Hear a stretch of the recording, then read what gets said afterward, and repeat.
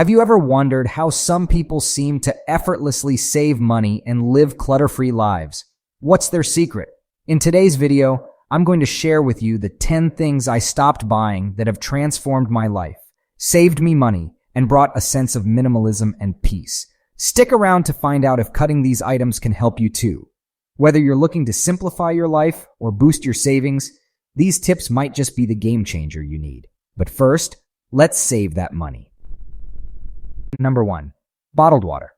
Let's start with something simple but impactful. Bottled water. Did you know that Americans spend billions on bottled water each year? It's not just costly, but also harmful to the environment. I switched to a reusable water bottle, and it's made a huge difference. Not only do I save money, but I also reduce plastic waste. Plus, investing in a good water filter ensures that I always have access to clean, fresh water. Number 2. Fast fashion. How do we decide which clothes are worthy of our care? This sweater is Forever 21, fast fashion. Probably cost $15 brand new at the store, but I got it for free secondhand. Fast fashion has taught us to equate the value of an item with what's on the price tag. With that logic, it would seem silly to be spending any time or energy repairing this sweater. But slow fashion teaches us that all clothing has value, regardless of how much money you spend to buy it. And even, or especially, clothing that was designed to fall apart after a few wears is deserving of your love and care and repairs. Next up is fast fashion. The allure of cheap, trendy clothes can be hard to resist, but it's a trap. These items often wear out quickly, leading to more spending in the long run. I decided to invest in high-quality, timeless pieces that last longer. It's a bigger upfront cost, but over time, I spend less and reduce the clutter in my wardrobe. Plus, I feel better knowing I'm supporting more ethical production practices. Number 3. Single-use kitchen items. Single-use kitchen items like paper towels and disposable utensils are another thing I cut out. I switched to reusable alternatives: cloth towels, metal straws, and durable dishware. Not only do these items last longer, but they also make my kitchen more eco-friendly. It's a small change that adds up over time, both in savings and environmental impact. Cloth towels can be washed and reused, metal straws are easy to clean, and durable dishware reduces the need for constant replacements. This shift not only saves me money, but also significantly reduces waste, contributing to a more sustainable lifestyle. Number 4. Trendy gadgets. It's so tempting to buy the latest tech gadget, but how often do we actually use them? I used to be drawn to the newest devices and cool tech, but they often ended up collecting dust after the initial excitement wore off. I realized that many of these gadgets were more about the novelty than actual utility. Now, I focus on buying only what I truly need and will use regularly. For example, instead of upgrading my phone every year, I wait until my current one is genuinely outdated. This approach saves me money and keeps my home clutter-free. By prioritizing function over fashion, I can avoid unnecessary purchases and make more thoughtful decisions. Number 5. Processed foods. Processed foods are convenient but often expensive and unhealthy. Don't eat processed foods. But when you walk into a supermarket, 80% of the store is processed foods. To give you a definition of what processed foods is, if it's in a box, bag, can, jar, has a food label on it with multiple ingredients, it's more than likely processed. And the primary way that they preserve food is with salt. Quite often people think, okay, I'm not going to use a salt shaker. But if you eat processed food, you're eating salt. These items are typically loaded with preservatives, artificial ingredients, and excessive amounts of sugar and salt. By cutting them out, I not only save money but also improve my health. I started cooking more at home, using fresh ingredients like fruits, vegetables, whole grains, and lean proteins. This change has been transformative. Not only do home-cooked meals taste better, but they also provide better nutrition. Meal prepping on weekends helps me stay on track during busy weekdays, and buying in bulk reduces costs even further. It's amazing how much better I feel, and my grocery bills have significantly decreased. Number 6. Expensive coffee shop drinks.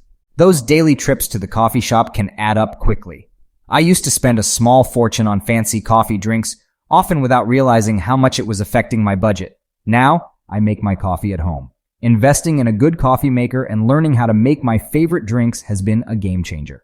I can create lattes, cappuccinos, and iced coffees right in my kitchen, tailoring each cup to my exact preferences.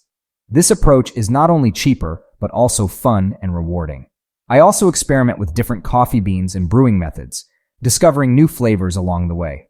By skipping the coffee shop, I've saved hundreds of dollars annually and enjoy the comfort of my homemade brews every morning. Number 7, gym memberships. Gym memberships can be a huge expense, especially if you don't use them regularly. I used to pay a hefty monthly fee for a gym I barely visited. Eventually, I realized I could get a great workout at home or outdoors for free. There are countless online resources and apps that offer excellent workout routines, from yoga and Pilates to HIIT and strength training. I invested in a few pieces of equipment like dumbbells and resistance bands, which are much cheaper than a yearly gym membership. This switch has saved me money and made fitness more accessible. Plus, working out at home means I can exercise on my own schedule without the hassle of commuting to the gym. It's been a win-win for both my wallet and my health. Number 8, trendy home decor.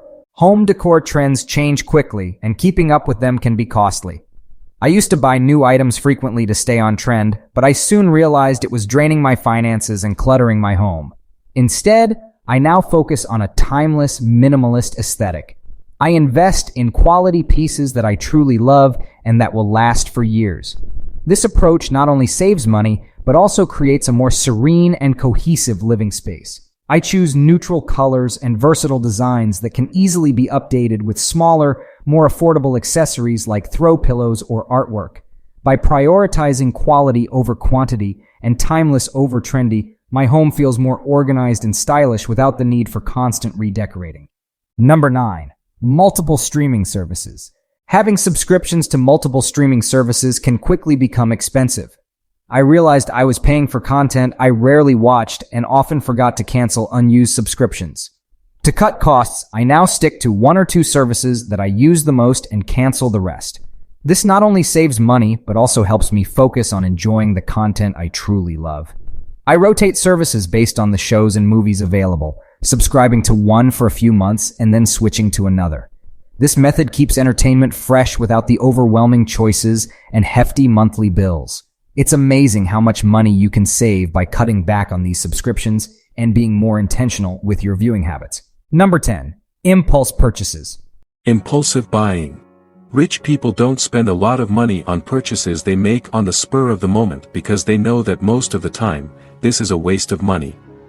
When we buy something on the spur of the moment, we don't really know if it's something we need or just something we'll bring home, put away, and forget about. Rich people will think more about whether or not they need something and whether or not they need it. After that, they will buy it, but the 24-hour rule is a good rule of thumb to follow in the beginning of a relationship to avoid buying things too quickly. When you want to buy something, you should think about it for a day before deciding if you still want to buy it.